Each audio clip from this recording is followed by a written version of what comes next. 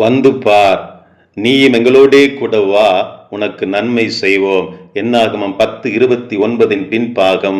மத்திய அமெரிக்காவில் வாழும் விவசாயிகள் தங்கள் விளைச்சலை அதிகரிக்கும்படியாய் சில காரியங்களை பற்றி சுற்றுச்சூழல் ஆய்வாளர் மைக் ஆய்வு செய்து அதை நடைமுறைப்படுத்த அந்த மக்களிடம் 20 ஆண்டுகள் பணி செய்து கொண்டிருந்தார். அவர்கள் விளைச்சலை அறுவடை செய்த பின்பு அதை வெட்டி எரிக்கும் முறையை பின்பற்றி கொண்டிருந்தனர். அதனால் சுற்றுச்சூழலும் பாதித்தது, இயற்கை உரத்திற்கும் தட்டுப்பாடு ஏற்பட்டது. இன்றைக்கு நாமும் கூட வயல்வெளிகளிலும் தோட்டங்களிலும் இருக்கிற கழிவுகளை ஒரு இடத்திலே கொட்டி அதை எரித்து நம்முடைய தேசத்தை பாழாக்கி கொண்டிருக்கிறோம். புகை மண்டலமாய் காட்சியளிக்கும்படியாய் செய்து கொண்டிருக்கிறோமே. ஏராளமான பேருடைய கண்கள் பாதிக்கப்படுகிறது, சரீரத்தின் உறுப்புகள் பாதிக்கப்படுகிறதே.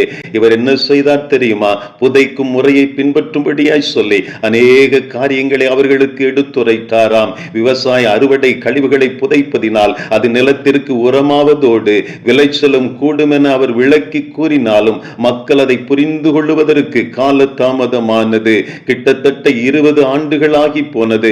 காரணம் என்ன தெரியுமா? புதைப்பதற்கு எடுக்கும் உழைப்பும் நேரமும் வீணாக போகிறதே என்று அவர்கள் என்ன ஓட்டம் அப்படி இருந்தபடியால் அவர்கள் அதை செய்வதற்கு தாமதித்துக் கொண்டிருந்தார்கள். அதோடு மாத்திரமல்ல, இந்த உரமாகிற இந்த வேதி வினை பூமிக்கு அடியிலே நேரிடுவதால் நம்முடைய கண்களால் அதை பார்க்க முடியாமல் போய்விடுவதால் அவர்கள் அதை நம்ப மறுத்து விடுகிறார்கள். நாம் வாசித்த வேத பகுதியிலும் காணாத கானானின் நன்மையை பெற்றுக் கொள்ளும்படியாய் மீதியனாகிய ரகுவேலின் குமாரன் ஓபா அதற்கு தயாரில்லை என்பதை வேதம் பதிவு செய்கிறது.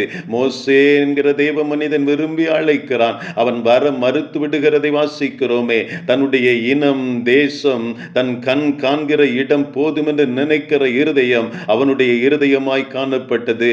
இன்றைக்கு நாமும் கூட அப்படிப்பட்டவர்களாக காணப்படுகிறோமே.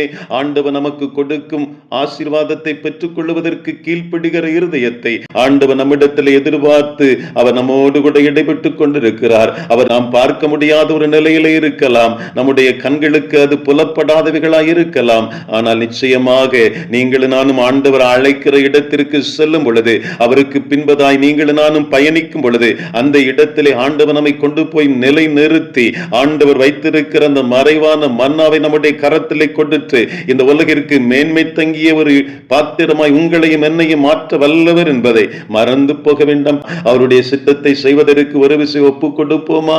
இயேசுவே, நீர் அழைக்கிற அழைப்பை ஏற்று நானும் உமக்கு பின்பதாய் வந்து பார்க்கிறேன். பரம கானானை வாக்கு பண்ணி இருக்கிறீரே, அந்த வாக்கு தத்தத்தை எனக்கு நிறைவேற்ற வல்லவர் என்பதை உணர்கிற ஒரு பாத்திரமாய் எங்கள் அனைவரையும் உடைய கரத்திலே தத்தம் செய்கிறோம். இயேசுவே, உமக்கு நன்றி சொல்லுகிறோம்.